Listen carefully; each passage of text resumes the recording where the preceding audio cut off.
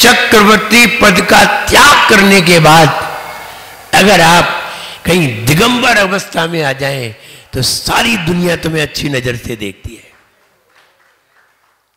क्या कर लिया तुमने? कौन सी चीज प्राप्त कर ली जिससे तुम्हें सारी दुनिया बड़ी अच्छी नजर से देखने लगी? लगता है सब कुछ पाने में अच्छाई नहीं है, सब कुछ पाने में अच्छाई नहीं है, खुद को पाने में अच्छाई ही अच्छाई है। लोग खुश होना चाहते हैं, लोग आनंदित होना चाहते हैं। आपको मालूम है खुशी कहाँ है? खुशी और आनंद में क्या अंतर है? खुशी में और आनंद में क्या अंतर है? अब सोचना पड़ेगा। असाता में और दुख में क्या अंतर है? सोचना पड़ेगा। साता में और पुण्य में क्या अंतर है? सोचना पड़ेगा। असाता में और पाप में क्या अंतर है? जानना पड़ेगा। खुशी और आनंद में क्या अंतर है? जानना पड़ेगा। तुम भगवान के सामने जाते हो, भगवान के सामने आनंद आता है कि खुशी मिलती है?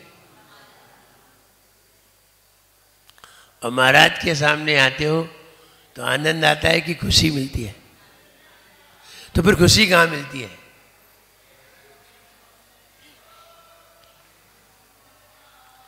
हर बात पे तुम्हें विचार करना पड़ेगा।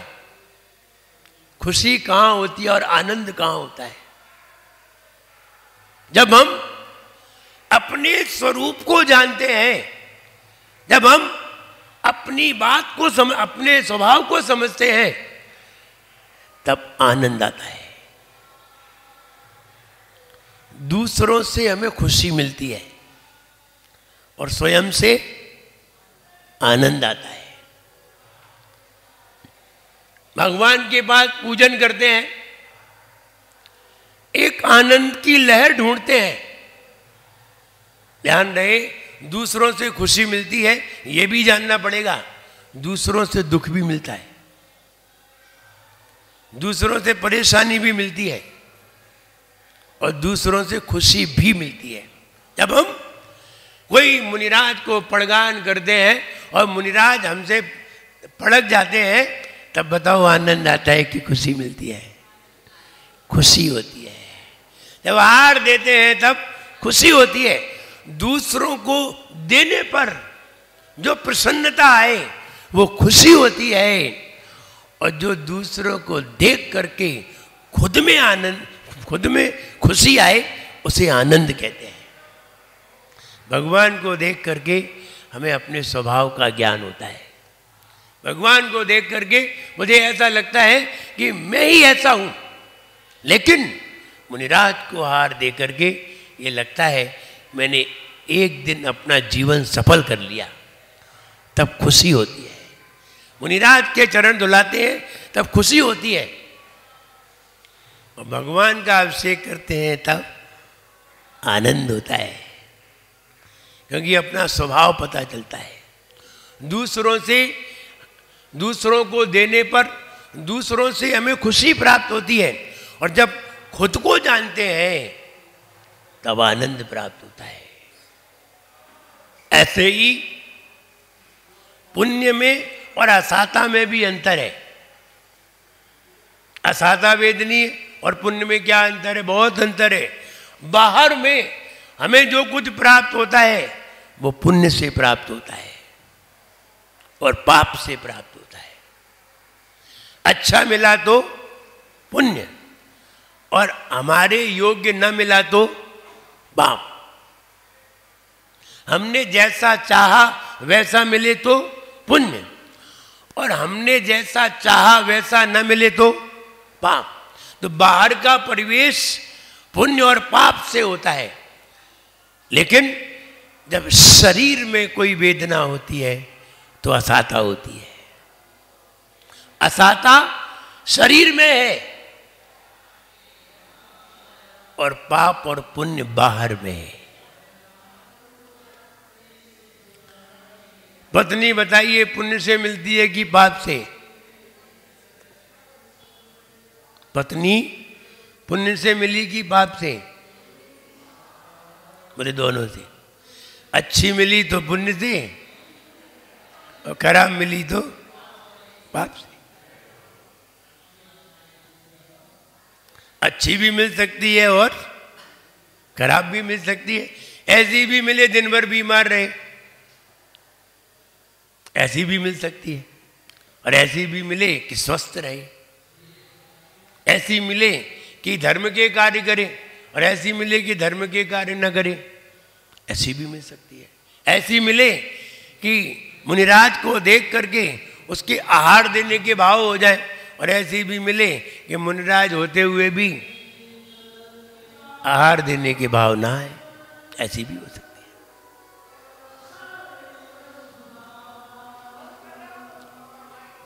पुण्य और पाप दोनों है, असाता और साता दोनों है। बात चल रही थी सार की। सार हमें निकालना पड़ता है, सार निकला हुआ नहीं होता।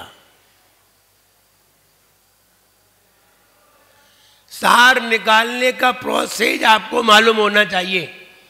अगर आपको प्रोसेस मालूम है तो आप निकाल सकेंगे, वरना चुपचाप देखते रहेंगे, निकलेगा नहीं। जिनेंद्र भगवान के तत्व को क्या सभी लोग जानते हैं? नहीं जानते। क्यों नहीं जानते? क्योंकि उनकी नजर उसके ऊपर नहीं है। कई लोग भगवान की पूजन करते हैं, देखिए आपको भी बता रहे हैं, आप भी करते होंगे।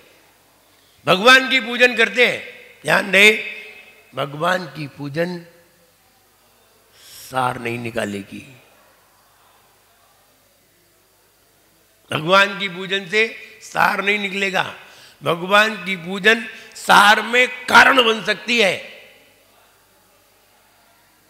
अगर आप आधा घंटे भगवान की पूजन करते हैं तो आपको 1 घंटे स्वाध्याय भी करना चाहिए। आप आधा घंटे उसके सामने गुणगान गाते हैं तो 1 घंटे ये भी जानना चाहिए कि इन्होंने कहा क्या है। और अगर हमने जाना नहीं है, वो कहते हैं ना, शास्त्रों में सिर झुकाना सीखो। शास्त्रों में सिर झुकाना सीखो, दुनिया तुम्हें सिर झुकाएगी। पहले शास्त्रों में तुम सिर झुकाना सीखो। दुनिया तुम्हारे सामने सिर उठाएगी नहीं, तुम सिर उठाओगे और दुनिया सिर झुकाएगी। और अगर शास्त्रों में सिर झुकाना नहीं सीख पाए तो तुम्हारे सामने कोई भी सिर झुकाने वाला नहीं होगा। जो लोग शास्त्रों को पढ़ते हैं वे लोग पूजन करने वालों से श्रेष्ठ हैं। हम ये नहीं कह रहे हैं कि शास्त्रों को पढ़ने वाले पूजन ना करें। हम ये कह रहे हैं कि पूजन करने वाले शास्त्रों को जरूर पढ़ें, वरना पूजन में क्या है ये समझ में नहीं आएगा। और पूजन में कुछ समझ में नहीं आएगा तो सार भी समझ में नहीं आएगा। कहते हैं ना, न हीरे को परख सकती हर एक इंसान की आंखें, न हीरे को परख सकती न हर इंसान की आंखें, दिखाई दे उसे क्या हो न जिस पर ज्ञान की आंखें। उसे क्या दिखाई देगा? मिटा दे तू गुमा अपना, लगा ले ज्ञान का सुरमा। मिटा दे तू गुमा अपना, लगा ले ज्ञान का सुरमा। न कुछ भी देख पाती है यहाँ अभिमान की आंखें, न कुछ भी देख पाती हैं यहां अभिमान की आंखें। इसलिए इन दो आंखों से आप दुनिया देख सकते हो, इन दो आंखों से आप सब कुछ देख सकते हो, लेकिन उसे नहीं देख सकते जो सब कुछ देखता है। ये दो आंखें नहीं देख सकती उसे। उसे देखने के लिए ये दो आंखें बंद करना पड़ेंगी। उसे देखने के लिए ये दुनिया नहीं देखने पड़ेगी।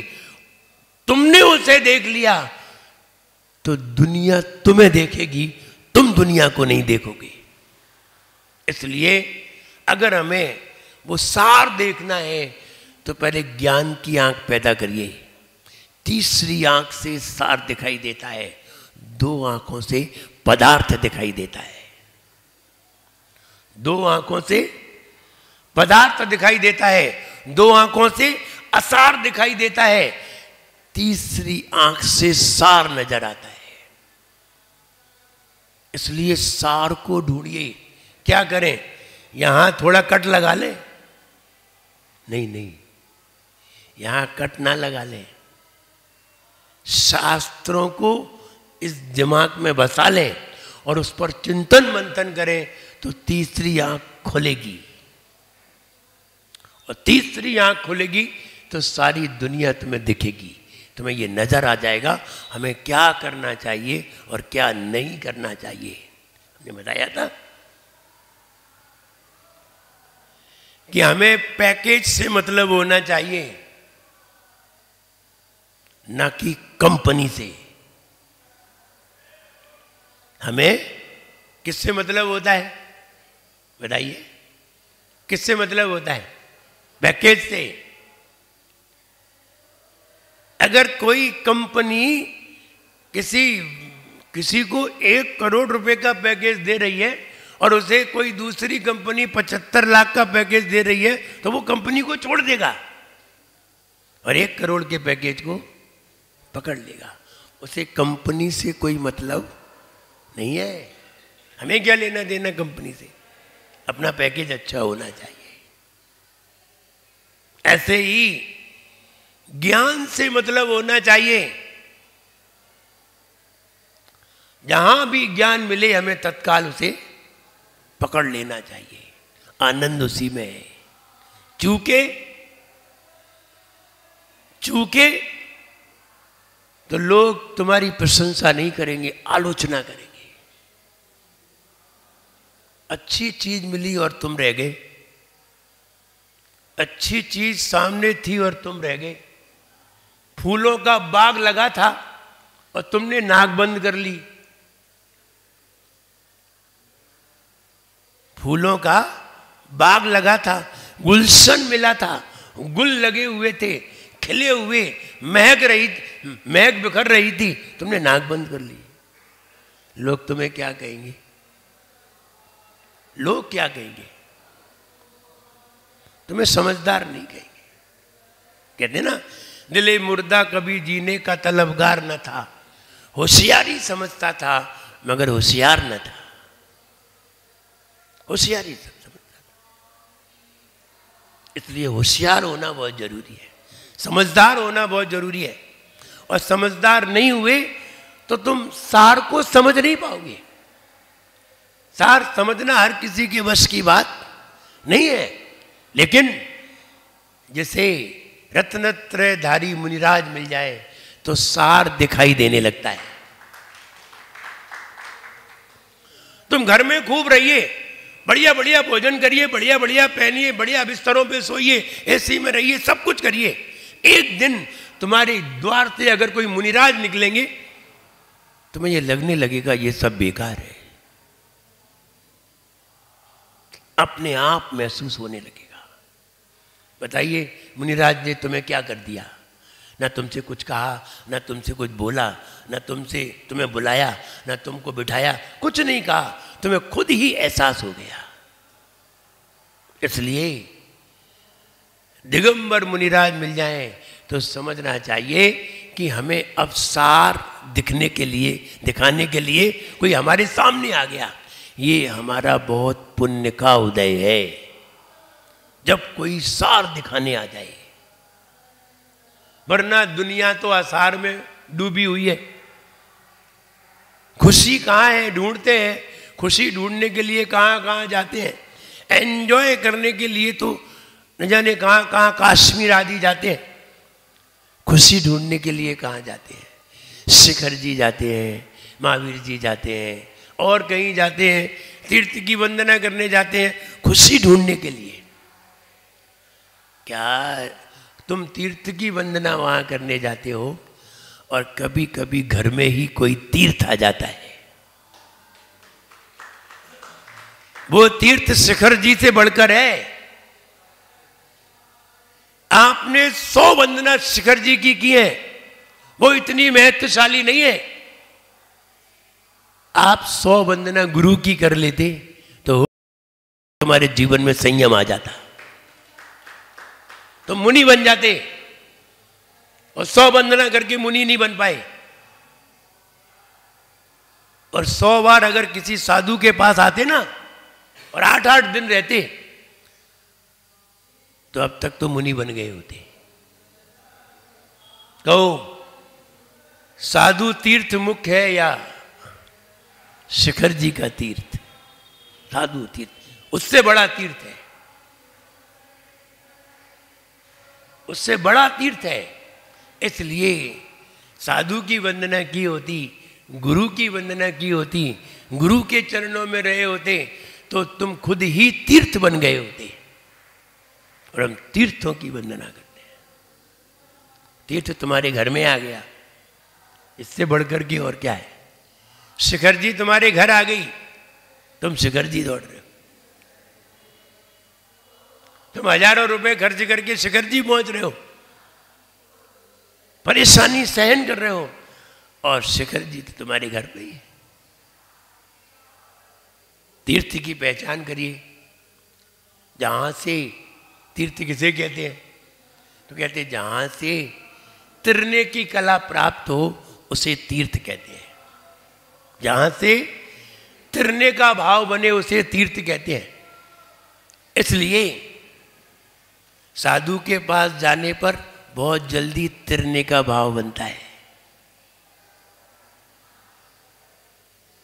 साधु के पास जाने पर तुम 100 विधान करिए।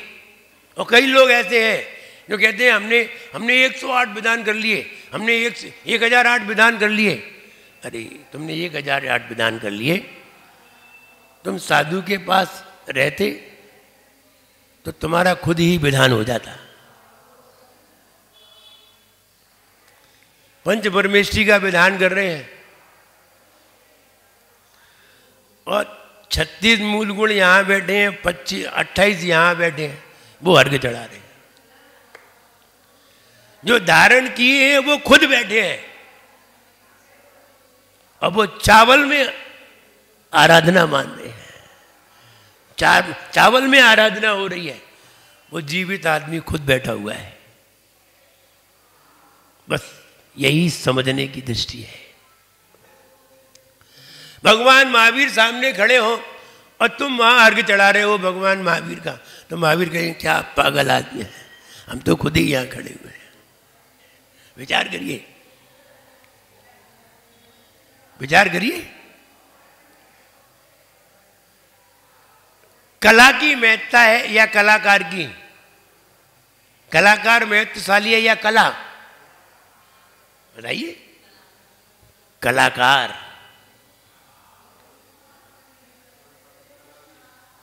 कलाकार महत्वशाली है। जब कलाकार के सामने कला कोई काम की नहीं है, उसमें बहुत कलाएं हैं। तो हम ये कहें कि ज्ञान सर्वोपरि है। पूजन भी करते हैं और आपके पास ज्ञान ना हो तो क्या कहा है? ज्ञान के बिना क्रिया फलदायी नहीं होती, इसलिए ज्ञान होना जरूरी है। जो सार को देखने के लिए चले हो तो तीसरी आंख पैदा करिए। ध्यान रहे, ज्ञान सार है और ज्ञान अदृश्य है। अदृश्य वस्तु को अदृश्य वस्तु ही देख सकती है, दृश्यमान नहीं। अदृश्य वस्तु को अदृश्य ही देख सकती है, इसलिए ज्ञान के द्वारा ही ज्ञान को जाना जा सकता है और किसी से नहीं। कौन सा गुण ज्ञान को जानता है? आपके अंदर दर्शन है, सुख है, शक्ति है, ज्ञान है। कौन सा गुण है जो ज्ञान को जानता है? कौन सा गुण? ज्ञान गुण है जो ज्ञान को जानता है। एक ज्ञान गुण ही है जो सारे गुणों को जानता है और कोई भी गुण नहीं है। इसलिए उस ज्ञान को ही प्राप्त करिए, जैसे भी बने। ज्ञान कहां मिलेगा? ज्ञान कहां मिलेगा? इसमें। ज्ञान कहां है? शास्त्र में। ज्ञान कहां है? शास्त्र में। देखो उदाहरण दे रहा हूं, आपकी समझ में आना चाहिए। ज्ञान कहां है? शास्त्र में। ज्ञान है गुरु के पास।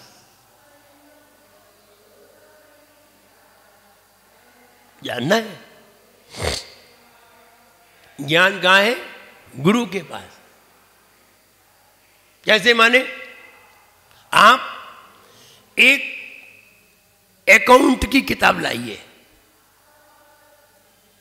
अकाउंट की एक पुस्तक लाइए बाजार से खरीद करके। कोई व्यक्ति एमकॉम कर रहा हो, बीकॉम कर रहा हो, एमकॉम कर रहा हो, अकाउंट की किताब लाइए। कितने की आएगी? 1000 रुपये की। अकाउंट की किताब कितने की आई? 1000 रुपये की। इनकम टैक्स की किताब कितने की आई? 1000 रुपये की। देखिए कीमत किसकी है, ज्ञान कहाँ है। ध्यान रहे, किताब भले ही 1000 की आई हो, लेकिन पढ़ाने वाला 15 लाख रुपए लेता है। इनकम टैक्स को पढ़ाने वाला प्रोफेसर 1 साल के कितने लेगा? 15 लाख रुपए लेता है। कहो किताब की कीमत है या पढ़ाने वाले की? गुरु की कीमत है या शास्त्र की? गुरु की। लेकिन कहां समझ में आ पाती है? लोग किताब लिए लिए घूमते हैं और जिसने किताब लिखी है उसकी तरफ देखते नहीं, राइटर की तरफ तो देखते नहीं और किताब लिए घूमते हैं। कीमत तो गुरु की है, प्रोफेसर की है। अगर प्रोफेसर पढ़ाए नहीं तो किताब ले आओ इनकम टैक्स की, और प्रोफेसर नहीं मिला। मैंने उर्दू पढ़ी, एक दिन उर्दू पढ़ने का शौक आया, हमने उर्दू की किताब मंगाई। पहली क्लास, दूसरी क्लास, तीसरी क्लास, 8 क्लास की किताब मंगा ली। पहली क्लास की किताब खोली, समझ में ही नहीं आई कि ये क्या लिखा है। अलिफ बे पेटे से जीम से हे के सीन सीन स्वाद स्वाद, कैसे पता करें ये क्या लिखा है? कुछ पता नहीं चला। पूरी किताब देख ली, समझ में ही नहीं आई। दूसरी किताब तो तब देखें जब पहली समझ में आई, नहीं आई समझ में। तब हमने सोचा किताब लेने से कुछ नहीं होगा, पढ़ाने वाला होना चाहिए। फिर बहुत प्रयास किया हमने उर्दू पढ़ने का, अन्य लोगों से, मुल्लाओं से, किसी ने उर्दू नहीं पढ़ाई।